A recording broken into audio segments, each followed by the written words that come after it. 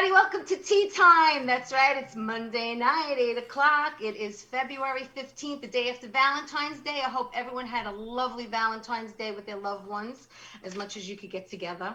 There's not too much to talk about my weekend. I was pretty much in all weekend, taking care of myself, steroids, liquids, trying to stay healthy, get better. But listen, I'm not going to waste any time because I have a very special guest tonight.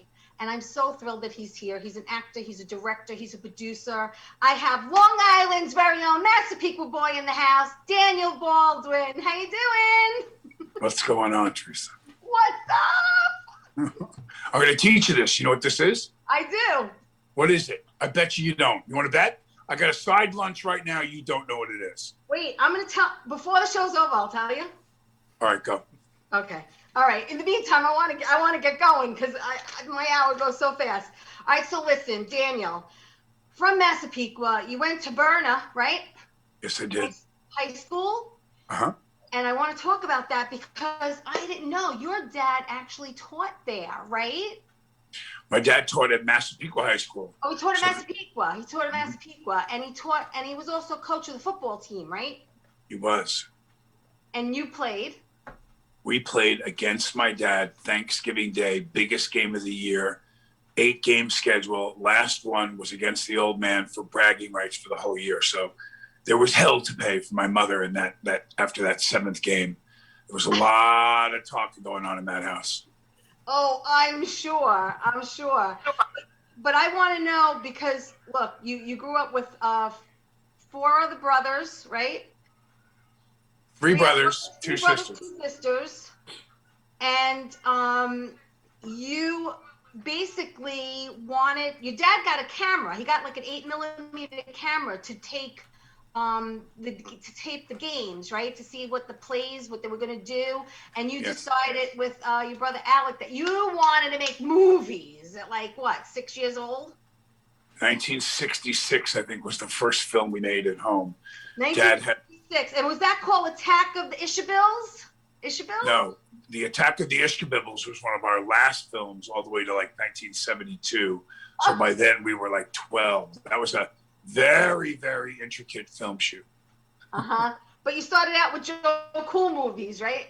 We did. We made a lot of Joe Cool movies where Alec played Joe Cool. So how'd you get the camera from your dad? Because I heard you had to borrow it or something. Well, we asked him if we could use it. It started that he showed the scouting films, silent, black and white, high school football movies in the backyard. And it was the greatest thing in the neighborhood. Everyone came. He had one of those drawstring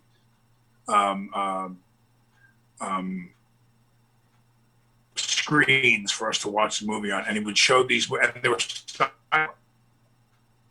My mom made brownies, cupcakes, Kool-Aid. We all got all amped up and ran around the property. Right. My dad had the camera. We said, can we use the camera? And he said 3 rules. The camera doesn't leave the property. If you break it, you better be able to fix it. And I'm not financing your movie making. So you're going to have to figure out a way to make money to buy the film. And so we sold cups of iced tea at the golf course for a nickel each until we had enough for another roll of film. We were back shooting immediately. That reminds me of a story my father used to tell me. He would hide behind, his sister would ask his father, my grandfather, for a penny. So my father would hide behind his sister. So when my grandfather gave my aunt the penny, my father would jump out and say, can I have one too? And they would take the 2 cents, go to the supermarket, buy 2 shopping bags, resell them for 2 cents each, do that all day until they had like enough money to go to the movies all day. Wow, that's funny. It's cool. So, so Berna High School, after Berna, where did you go? What did you do? So I went to Nassau Community College, and then I went to Ball State University in Muncie, Indiana. When my father passed away while I was at Ball State, I wanted to pursue what I wanted to do. I finished up school and I moved into New York City to become an actor. I went down to HB Studios and got an acting class. Very shortly after I decided to become a professional actor, I started booking work all the time. So I eventually moved out to LA because I booked a TV series with Valerie Bertinelli and Matthew Perry, which forced me to move out there. Sydney, right? Sydney with Valerie? Sydney with Valerie, yeah. So And your very first gig, was it good? Too Good to Be True? Was that your very first gig? Too Good to Be True with Lonnie Anderson, and I had to actually kiss her in the movie, and I was petrified. Petrified. I called 3 actor friends of mine. I go, do I really kiss her? Like, should I kiss her? Or do you fake and make it look like you're kissing? Or do you just push your lips up? I had no idea what to do. I was so scared. Did you discuss it before the scene? I went for it, tongue and all. All right, there you go. Hey, you know what? When are you going to get that shot again? Then just go for it. Lonnie Anderson, come on. Burt Reynolds was her boyfriend at the time. He was on set. He didn't like me very much. Really? Well, I was going to make out with his girlfriend. It's all for the labor of work. You know what I'm saying? Really. That's right. You listen, you've been in over like 150 films, okay?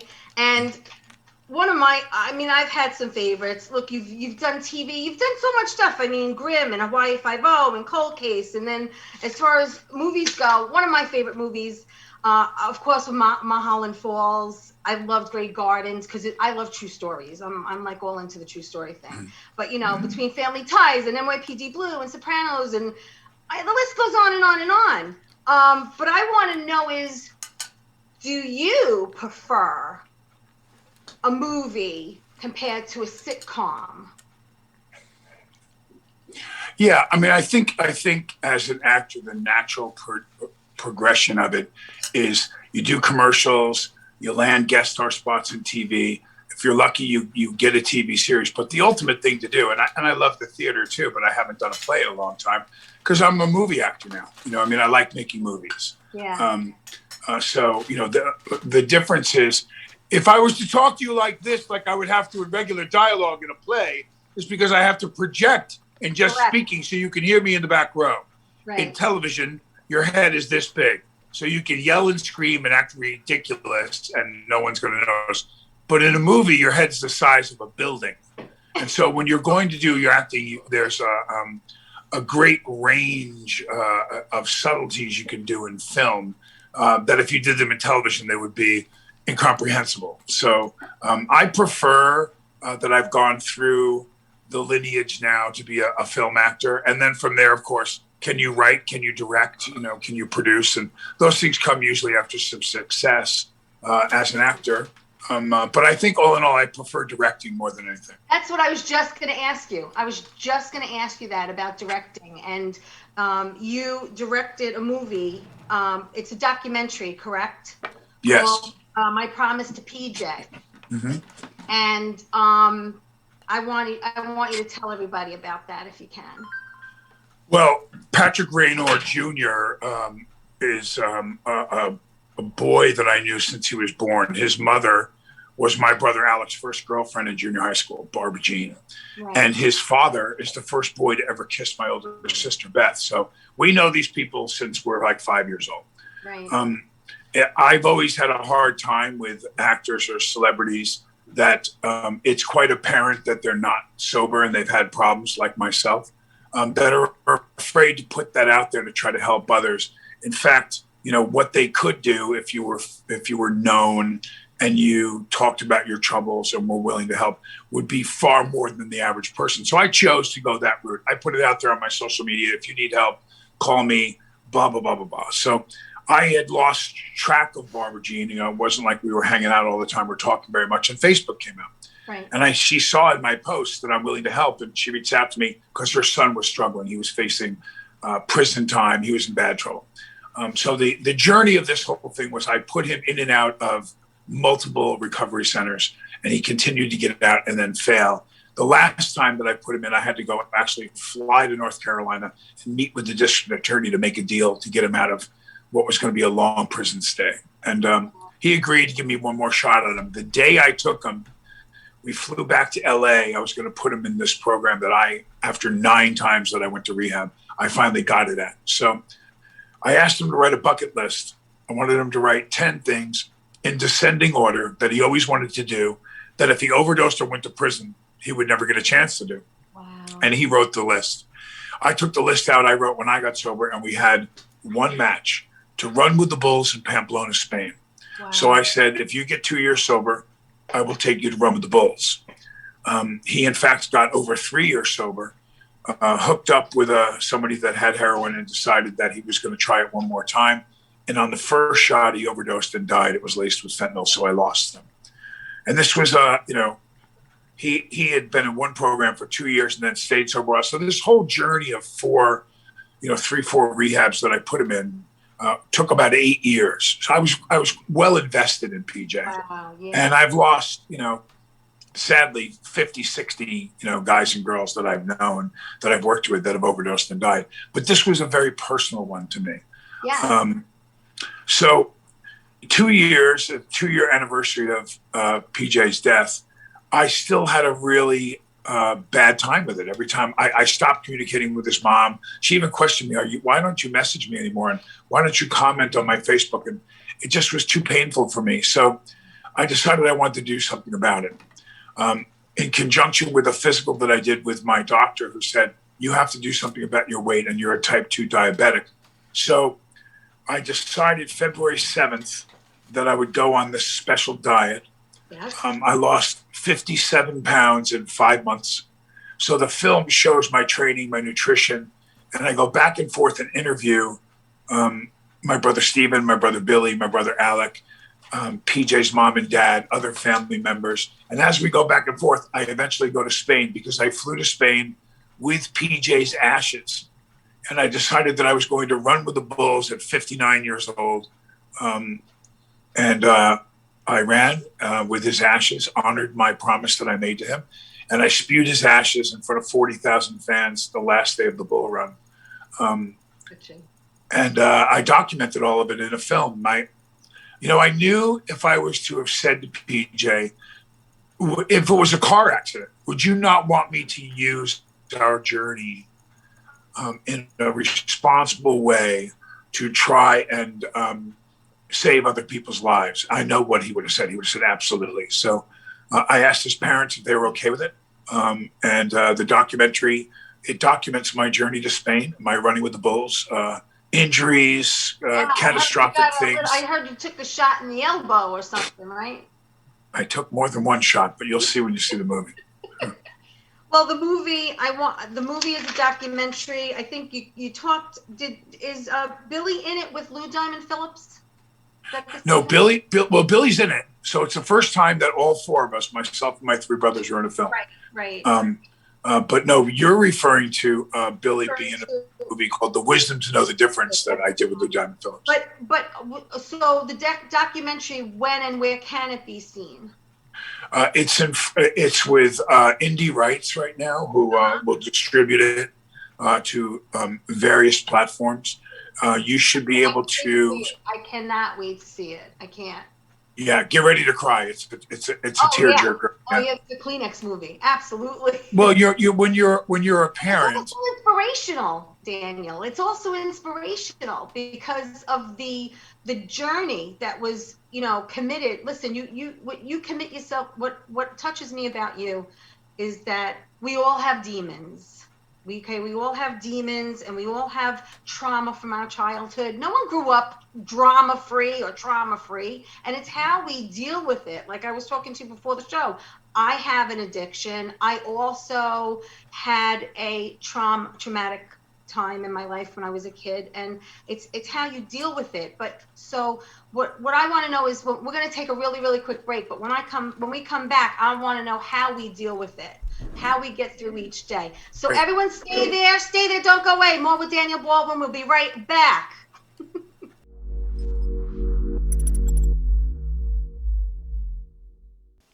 Fortunato's Pizza and Restaurant is located at 719 Hawkins Avenue in Ronkonkoma. They're open 7 days a week from 11 a.m. to 10 p.m. You can find them on Facebook and Instagram. They do free deliveries to Ronkonkoma, Lake Ronkonkoma, Lake Grove, Center Reach, Nesconsin, Holbrook, and Selden. And they do catering for all occasions. Remember, mention tea time and get 10% off your entire order. So, Fortunato's Pizza. Move you pizza to Fortunato's a Pizza. So where do you want to go tonight? Are you bored? Oh, my God.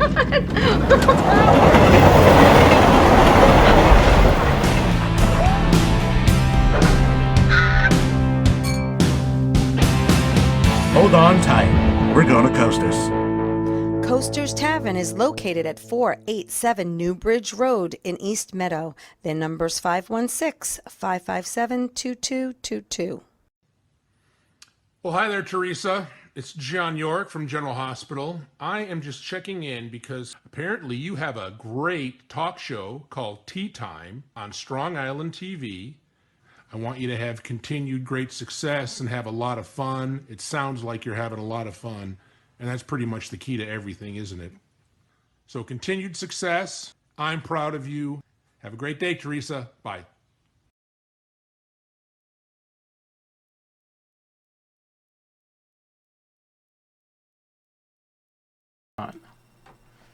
Hey everybody, welcome back to Tea Time. I want to thank everyone for watching. Hello Taz and Donna and Grace and everybody watching. Bruno, please like the show, please share it, start a watch party. I want to thank Fortunato's Pizzeria in Ronkonkoma, Long Island for sponsoring my show this week. They have delicious food, and when you mention Tea Time, you get 10% off your order. And I love their slogan, Move your pizza to Fortunato's a Pizza. And I also want to thank John York from General Hospital for his plug for my show. Thank you, John. I did have Carolyn Hennessy from General Hospital on. I'm hoping to get you on too. Listen, I am so excited to be here with actor, director, producer Daniel Baldwin. I'm so glad he's joining me tonight, and I'm glad everyone's joining me here too. You know, we were talking about his career, growing up in Massapequa, going to school, making movies at a young age with his brother, and then, you know, about addiction amongst kids and the war on opioids. And my daughter lost a couple of people during the pandemic, and my girlfriend's son had a horrible accident and got addicted, and he passed, and she started a foundation for him, and it's just rampant. And your documentary is going to be so inspirational. Yes, people are gonna cry and they're gonna relate, and I can't wait to see it. I really can't. But what I want to know is you yourself said that it took you 9 times to go to rehab, thousands and thousands of dollars, but you finally hit something. You hit your wall, you hit something, and you've been on course since November 22nd, 2006. What was that wall? What penetrated? What got through? I don't think I was ever afraid of it before. I don't think I was ever afraid of the consequences. You know, I mean, I'd been arrested, I'd been in a lot of bar fights, I'd done all that stuff. But I had a particular night right near the end where I started feeling numbness and pain down my left arm and in my chest, and I realized that I was pre-cardiac arrest. And I remember laying there trying to calm myself, doing cocaine and drinking alcohol that night. And I said, I don't want my kids to find me dead in a hotel room and have this be my legacy. Right. I don't. And I remember as I was thinking that, we had a whole show going on here with dogs. Well, what are you going to Avis, come get the dogs, honey, please. Bring them in the kitchen. Sorry about that. I've got 2 English Mastiffs and a puppy white German Shepherd. So in conjunction, I mean, I took the timing of all. Here I am sitting there, you know, about to have a heart attack, and the knock on the door comes from the manager of the hotel, and he's watched for days. I've been there for days.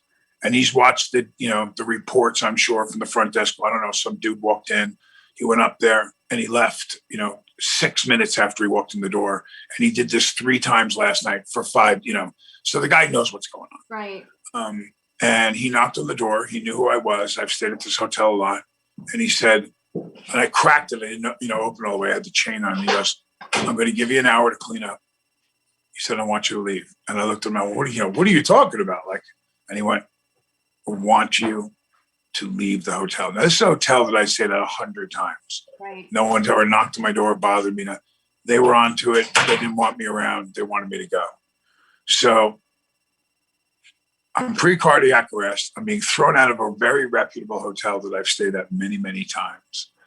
And I walk outside and I sat down on the curb and I thought to myself, either I'm going to make an attempt now, I'm going to reach out to someone because I'm in a pretty low position, Right. or I'm going to go find a dealer who had no money. So I called an Uber or a taxi or whatever it was. And when I went to use my credit card, they'd all been shut off by my business manager, who also realized what I was doing.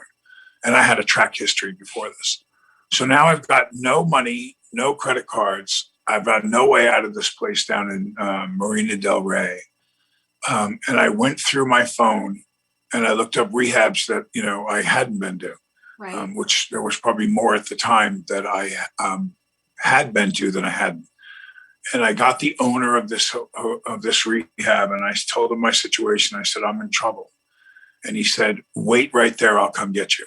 Wow. And I thought to myself, oh, he's going to come get me. And I said, look, I don't even know my insurance is going to pay this. I certainly don't have the advertised $58,000. He went, don't worry about it right now. Let's just get you here, Right. get you, your legs back a little bit, see what's going on. And we can call people to see about the money. But he actually cared. He actually cared about me. He's an angel. He was an angel. But I do remember, I knew I had a conscience that would say that knew you could die in OD on cocaine. I had a conscience that knew you could wreck a car and kill yourself or someone. But I was never really, while I was on the wheel, afraid, oh my God, I'm going to crash. Now I was afraid. I never felt that burning feeling down my arm. And I recognized immediately okay, this is what happens when you have a heart attack. Right. And so here's the insanity of it. So it was one of those old clocks in the hotel room that had the plates. The plate flips over 1, 2, 3. It was like looked like a stamp, and it would flip over with the numbers on it. So I was smoking the cocaine. I put the cocaine down on the table next to the clock, and I sat at the edge of the bed, and I waited for 30 more minutes to go by, thinking that a half hour was enough time for me to come down with a couple of swigs of whiskey to do another hit of the cocaine. And each time I did another hit, my left side immediately froze up. My arm started to hurt. And I sat and just watched 30 plates fall for hours. Hours I kept doing it, knowing that I was really close to having a heart attack, knowing that any one of those hits of cocaine that I was doing could possibly take me to the promised land. It was over. And then when I ran out was when I was already thinking about getting more and how I would do it. And the guy knocked on the door from the manager of the hotel. Fear is what did it. I was afraid I was going to die. Right. So what has kept you sober every day since November 22nd, 2006? Well, I have a personal relationship with God now that I didn't really have. I was raised, a good Catholic kid from Long Island, Irish Catholic. Mm-hmm. But I didn't really know God. I'm a born again Christian now. I don't really wear my Christianity on my sleeve like many of my friends that are Christians do. If you want to know about my journey with Christ, I probably wouldn't tell it as much on a show as I would one-on-one with someone. Right. I don't believe that you're wrong if you're a Buddhist. I don't believe that you're wrong if you're Jewish. I don't believe you're wrong if you're Hindu. I just have my story and my journey and my relationship with Jesus Christ. He's my Lord, my Savior, and He saved me. So, Amen. That's it. Yeah, go ahead. Sorry. That's a big part of it. And I think also in the 12th step, it says, having had a spiritual awakening, we reach out to the alcoholic or addict who still suffers. I was never really much on the service model. And I don't think I ever really tried very hard at staying sober the previous 8 times. So my attitude was, don't you know who I am? I'm an actor. I'm not doing these meeting things. I'm not telling my story in an open room. I had every excuse to try to be elitist and be a jerk, which really was only just keeping myself in a place where I could have an excuse to use. It wasn't until I submitted, you have to surrender. And I just couldn't do it. There were guys who were not as mentally strong, who were not as physically strong, who did not do as well in their career. And there were homeless guys that were staying sober, and I couldn't figure it out. I couldn't do it because I wasn't listening to what the direction that was being given to me. Here I was, an actor, not being able to follow direction, which is kind of ironic. So I just shut up, got out of my own way, and took some direction. And I heard you say something in a previous interview, which made me think and touched me, because we all want to live our best life. We all want to be good people. And you said that Jesus is standing next to you. When Jesus is standing next to you, and maybe you shouldn't be doing something you shouldn't do. Like when you're on I don't know, you have a decision to make. Should you do it? Should you not do it? Well, if he's standing next to you, should you do it in front of him? And I was like, that's like right on target. It's really right there. For me, for you, for a lot of people. I don't think people don't stop and think before they do. And I think that's what gets us in trouble. It's hard. It is hard to stop and think and be aware at all times of, your surrounding, your environment and what's going on. Yes. You Sorry, I've got activity again with the dogs. The line is, act as if Jesus is standing right next to you, because he is.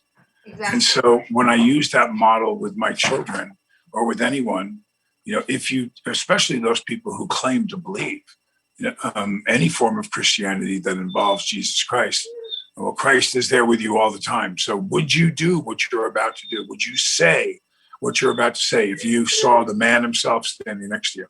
And the answer is probably not. Probably not. It's very profound, and it touched me. It really did. Listen, we're going to take another quick break. Stay right there. Don't go away. Thank you, everyone, for watching. Share the show, and we'll be right back with Daniel Baldwin.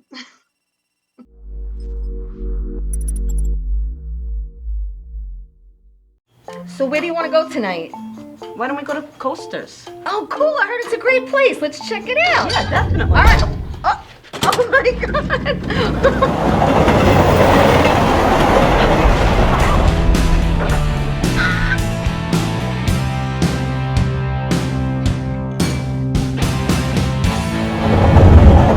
Coasters Tavern is located at 487 New Bridge Road in East Meadow. Their number's 516-557-2222. Fortunato's Pizza and Restaurant is located at 719 Hawkins Avenue in Ronkonkoma. They're open 7 days a week from 11 a.m. to 10 p.m. You can find them on Facebook and Instagram. They do free deliveries to Ronkonkoma, Lake Ronkonkoma, Lake Grove, Center Reach, Nesconstant, Holbrook, and Selden. And they do catering for all occasions. Remember, mention Tea Time and get 10% off your entire order. So, Fortunato's Pizza. Move you pizza to Fortunato's a Pizza. How you doing? It's Sal the Voice Valentinetti. Why are you watching me? You should be watching Teresa Canastraci Tea Time with Teresa Canastraci Farrell. And make sure you follow Teresa on Facebook, Tea Time with Teresa Canastraci Farrell. We'll see you there. I love the way you say my name. I love it.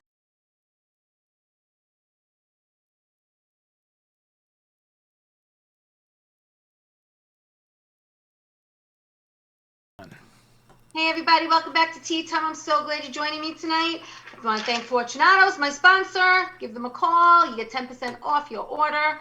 And Sal the Voice Valentinetti, thank you for your kind words about my show, Tea Time. I hope you're enjoying Florida and the warm weather. I want to thank everyone for watching, liking the show, share it, start a watch party. I have actor, director, producer Daniel Baldwin with me tonight. I am so excited that he's here. And yeah, Daniel, we can now talk about Baldwinning. Let's talk about Baldwinning. Baldwinning is a new thing I'm doing with my partner, manager, Diana Carter, who you know. Diana. I know Diana through friends, not personally yet, but I'm hoping to have her on too. She is the hardest working woman in show business. I mean, she's just amazing. Mom, she does it all. So on the My Promise to PJ, when I lost the 57 pounds, that's dangerous to do at my age. And that's a rapid weight loss to lose, almost 60 pounds in 5 months. Actually, it was under 5 months that I did it. But I have an amazing product line that I used. It was very responsible. It meets you where you are too with the workout that I put to it. Let's face it, if you're in your 50s and you put on that extra weight and you haven't worked out and you haven't done anything, do you really think you're going to go to one of these programs and work for 40 minutes a day, but even 20 minutes? Now you need to work out for 2 minutes, 3 minutes, build it to 5 minutes. So I've got a really simple thing that I did. I mean, my knees were bad. I'm type 2 diabetic. So for me, it was really hard to lose the weight. And I tell you what, in conjunction with the product line that I use, that I'm going to reveal when we do bald winning, which is what we're going to call it. Bald winning, I love it. Bald winning. So yeah, look for that with Diana's my partner on it. And we're going to be launching that pretty soon. So you'll be able to find it on my Facebook and on different stuff. Maybe I'll come back on with Diana for an episode. Yeah, that would be fantastic. But you lost this weight. You were type 2 diabetic. Your what number was high? Like off the chart, crazy. When I went, I was. They talk about the honeymoon phase when you transfer over into diabetes and your body stops producing insulin. So I went in. I was on a plane from San Antonio to LA, and I went to the bathroom 15 times on that 2.5-hour flight. 15. I couldn't figure out what is wrong with me. So I called a friend who said, that could be diabetes. And I went into the doctor. So your sugar should be, from 80 to 120 or whatever the range, the scope of the range is. And they say, at 350 to 400, you're going straight to the hospital. Mine was 690. I was a person that drank those 39 grams of sugar Gatorades, 7-8 of them a day for years. I pounded those down, not knowing, how much sugar was in there. So I was really, my sugar was high. They took me immediately to the hospital and admitted me. And I was diagnosed type 2 diabetes. I've really done a lot of work on that with my diet. But I would say my hardest thing about it is that having kids, the kids are teenagers who just started their cycle and they're crazy for sugar. Yep. And, I see them walk in with a bowl of ice cream and I go, man, I want a bowl of that ice cream. And so now what I did was I went from 285 to 228. After the run was up, I went back up to, I gained like 10 pounds. I'm 238 right now. So not bad. Normally, when you lose a lot of weight, you normally put it all on or more, they tell you. So for over a year now, I lost 57 and I've maintained 47 of it. That's pretty good. Yeah, that's very good. So do I every once in a while eat something sweet? Yeah, once a week I kill it. I'll eat the whole thing of Haagen-Dazs. I throw caution to the wind. I'm sure my sugar is skyrocketing. I doubt I'm going to have a stroke anymore. But I live my life too. So yeah, it's unrealistic that I'm going to go to a really nice, a restaurant and not have the tiramisu. I'm going to try it. Right. No, it's all moderation, portion, not eating it every day. It's common sense, but it is hard when I'm a food addict and I yo-yoed my whole life. I put on COVID weight and I have to get it off. I'm not comfortable. I want to get back into the clothes that I have in my closet. I don't want to buy anymore. But when there's stuff in the house that is there and you shouldn't have it, it's tempting. So sometimes it's like, don't buy it, because if it's not in the house, at least it's not there for me to see. Yeah. Tonight I made a delicious chicken chili. And I says, we're gonna have chicken chili. I'll put it over like chopped broccoli or something like that. And I find too, if I prep in advance, then you're not just grabbing for something. That's right. Which helps. I want to also mention, which I didn't mention before, because you mentioned that your brothers took part in the documentary. You guys were all born on the 4th of July, right? Oliver Stone's movie? Alec wasn't in it. Oh, no, yeah, just you and... Me, Billy, and Steven. Yeah, and that was actually filmed in Massapequa? Well, it was about Ron Kovic, who was a student of my father's at Massapequa High School. So it hit really home to us that they were going to do Ron's story, because we're probably the only cast members and the director, all of them. No one knew Ron. We knew Ron. Wow. I didn't know that. That's Yeah. amazing. Yep. Amazing, amazing, amazing, amazing movie. So what were you doing before COVID and what stopped? Well, I have custody of my children right now. And that's from being on the other side of the addiction thing. So it's interesting. I've now been able to be the one that, got in trouble and caused problems and so on and so forth, and ate up relationships and relationships with my own older children. And now I've been given by the courts custody of my two girls, Avis and Finley, because their mom has had some things she needs to work through. So being on that side of it now, and I bought a 200-year-old farmhouse in upstate New York because my mom said, I really wish you would spend more time with me now. I'm 90, and let's face it. I mean, I don't know how much longer. And I thought about that, and I thought, with what I do for a living, I'm not in LA chasing auditions all the time, whatever. I'm at a point where I make my own films. They call still, thank God, 3-4 times a year, and they call 20 times a year, but I take 3 or 4 of them only a week at a time now. I don't want to leave my kids. I really want to do, as part of my own journey, really be here for my girls, because I was not a good father to my daughter Kaylee, my daughter Alexandra, and my son Atticus. I wasn't, so I was very sick. I can forgive myself and try to make amends as I can with my children and my other relationships I have with him. But I was a very sick person. So now I think, because of my guilt and shame and my conscience over how absentee and effective I was as a father, now I pretty much just said, I don't care really what happens with the acting thing that much. I'm going to get these kids, to where they need to be through high school, and whatever I do will be secondary. Before, it was, my whole life was all about what movie. I got to go to Vancouver for 16 weeks. Hey, I have to tell you, Daniel, I had the pleasure of meeting your mom, Carol. Years ago, my girlfriend Raquel, happy birthday, Raquel. Today's her birthday. Raquel and I went to one of your mother's fundraisers here on Long Island. I don't remember the name of the club. I just remember Mark Anthony was there to perform. I remember meeting your mom. Sweet, sweet, sweet woman.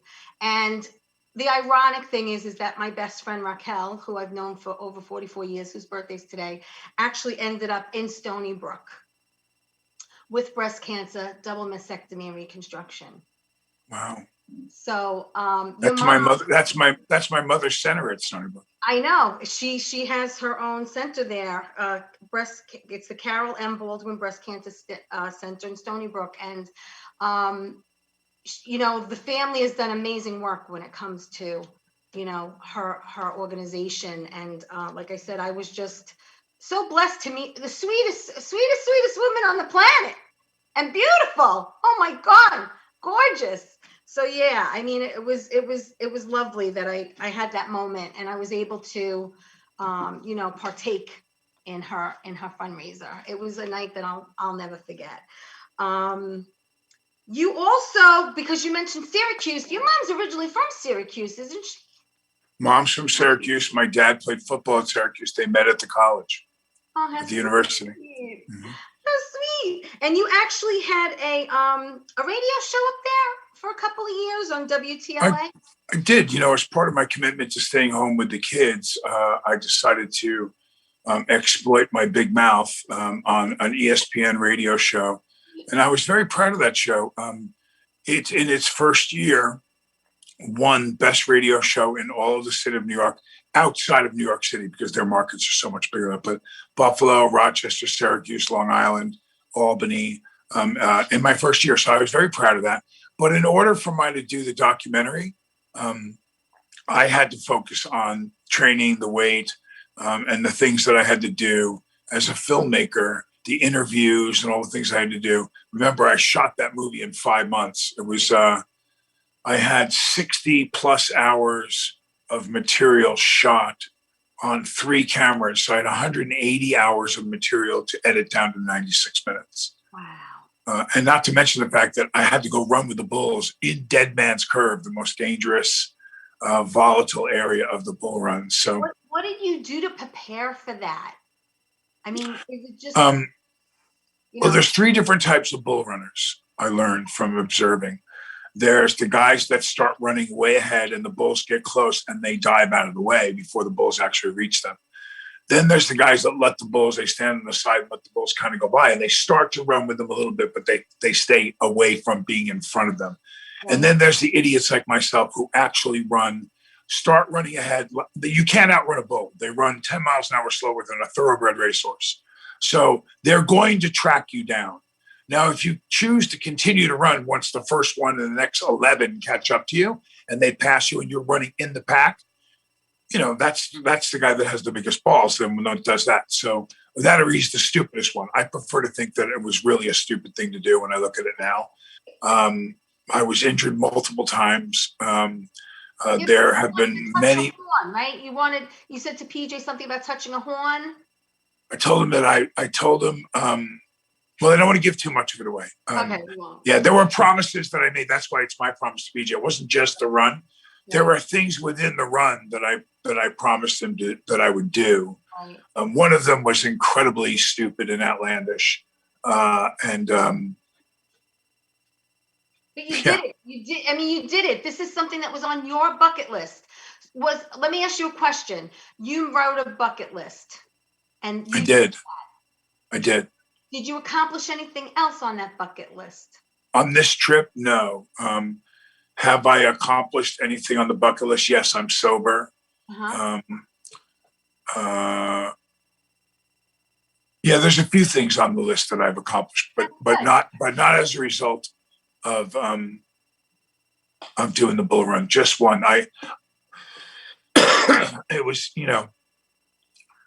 those outlandish things that you say, the romanticism of reading Hemingway and him talking and describing the bull run, and you close your eyes after you read those words in a book and you think to yourself, what would that be like?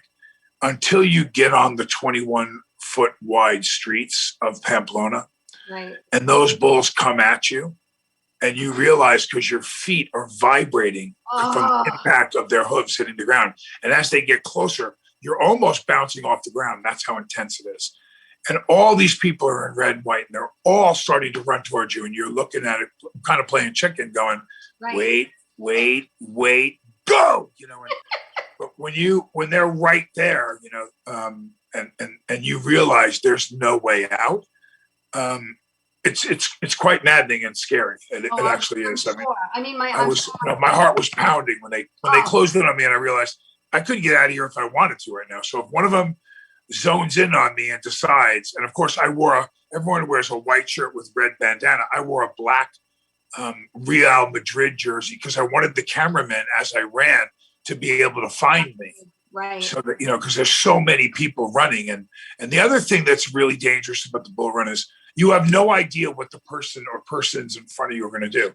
So it only requires one of them to fall, and suddenly you see a massive, very fast domino effect of 15 people sprawled out. And the bulls zone in, just pick you up and throw you. They gore you and throw you in the air. And, if they don't get distracted by running, they'll stop and just pinball you up against the wall a few times, and then they take off. I've watched it, and I pray for those people. They're running with the Bills. But you know what, Daniel, I have to tell you, you've inspired me only because I wrote out a bucket list, and unfortunately, I don't think I've accomplished one thing on it. It's going to be 6 years next month. I was diagnosed with a brain tumor, and I had brain surgery, and I wrote a list of everything. Not that I'm looking to jump out of a plane tomorrow, but I wrote down a bunch of stuff. A lot of it had to do with traveling. I wanted to see Italy, where my family's from. I wanted to go to Ireland and Spain. It had to do with seeing more of the world because I've never been, outside of the United States other than, like a couple of places, but not like Europe. So, it's inspiring life's so short, and we're in this moment of COVID, and we're going to be like uncaged animals when we're, when we're able to get out again. Yeah. But it inspires me to start crossing stuff off the bucket list. And I think it's important for you, for yourself and, your heart and your body and mind, your soul. On that note, we're going to take our last quick commercial break. Everyone stay there. Don't go away, because we're going to have more with Daniel when we come back.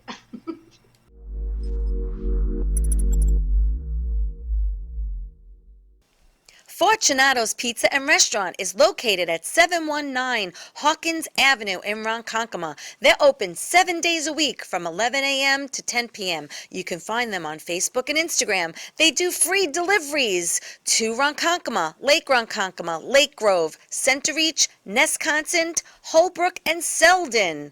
And they do catering for all occasions. Remember, mention Tea Time and get 10% off your entire order. So, Fortunato's Pizza. Move you pizza to Fortunato's a Pizza. So where do you want to go tonight? Are you bored? Oh my god!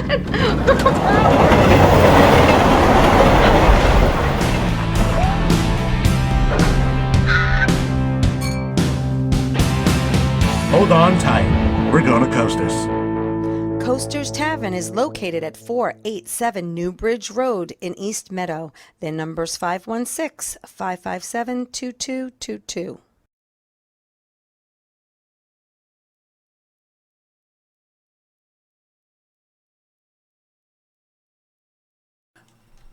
Hey everybody, welcome back to Tea Time. I'm so glad you're joining me tonight. That's right, I have actor, director, producer Daniel Baldwin in the house for me from Massapequa, Long Island originally.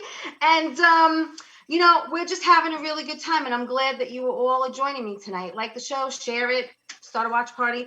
So in the beginning of the show, there's a sign Daniel uses, and I know what it is, okay? He was in a video with Tupac.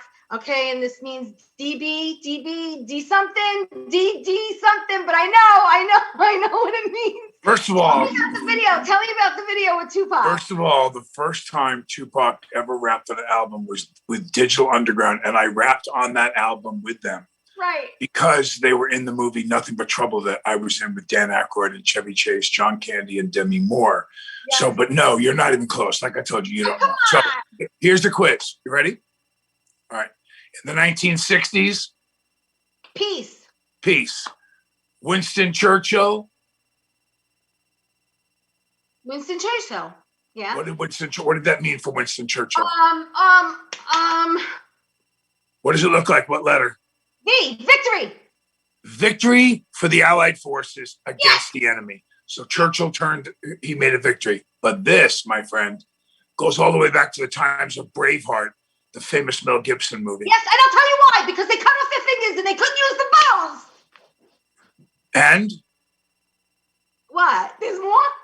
When the French captured the Scots, the English, and the Irish, they would cut their two fingers off so they could never draw a bow again. Yes. So when the Irish lined up in the field of battle before the battle started, they throw the deuce up, which means I'm in the fight. I'm coming because I got both my fingers. Yeah. And here it comes. So this means I'm in the fight. In the fight. Yep. And we're all in the fight. That's right. Every day. So we were talking about COVID and what's going on, because a lot of people are affected by it. Like we said, listen, there's people are depressed. They're not able to do what they want to do. You and I live, you're up in Syracuse. It's cold out there. They show how to tailgate outside for the Super Bowl. What, in the snow? No, we're not in a warm state. We can't do that. So I knew it was going to be a long, cold winter until we're able to get out again and do more outside. So what are you doing with the kids to not, go a little bonkers in the house?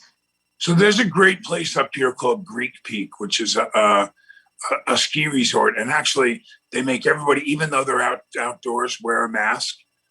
They're social distancing on the chairlift and on the lines out there. But actually, we've been skiing and snowboarding.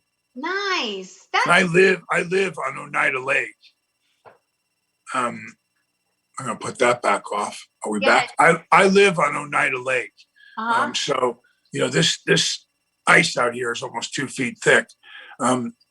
We go ice fishing, we go snowmobiling, we do lots of stuff on the water and on the ice. So, my kids are a little bored. I think they'd rather be with their friends than being with me. I held them out when it started getting bad. I took them out in the spring. They stayed out, in the house pretty much all summer.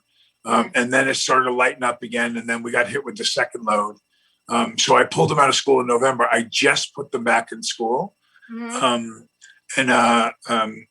I'm still a little nervous with this new South African strain that's coming through and all this other crap. But, my kids, they're done with being home with me. That's for sure. They're done. And the dogs are good. The dogs love you. Yes, my big boy. Jethro. Who's Where's my big Jethro? boy? Oh my goodness. This big Jeff. He's just chilling. He's just chilling. That's 215 pounds of love right there. So listen, I want to know, during COVID and people with addictions, where should they go? Where should they reach out to? Any kind of meetings online? I know people are trying to do Zoom things. Yeah, you don't really with social distancing and how they've closed down a lot of these things in the state of New York. Governor Cuomo has been very strict. You really virtual is really the only thing that we have to do right now. And this opioid epidemic has not slowed down. At first, I thought COVID was going to be something that was actually going to be good because you wouldn't be able to go get the drugs. But it turns out that's not the case. It's actually made it worse. I'm going to do a live on Dr. Drew's show tomorrow night. Okay. And the subject is how bad the pandemic has made this. They're really honestly, there's not a lot of choices. You're going to have to do it virtually or small gatherings. A lot of virtual. Well, listen, Daniel, we've come to the end of my show. You're going to stay right there. I'm going to say goodbye to everybody. I want to thank everyone for watching. Actor, director, producer Daniel Baldwin. This means the world to me, and I have so much more to talk to you about. But I want to thank everyone for watching and tuning in. Take care, everybody. Stay safe. Wash your hands. Wear a mask. Ciao. See you next week.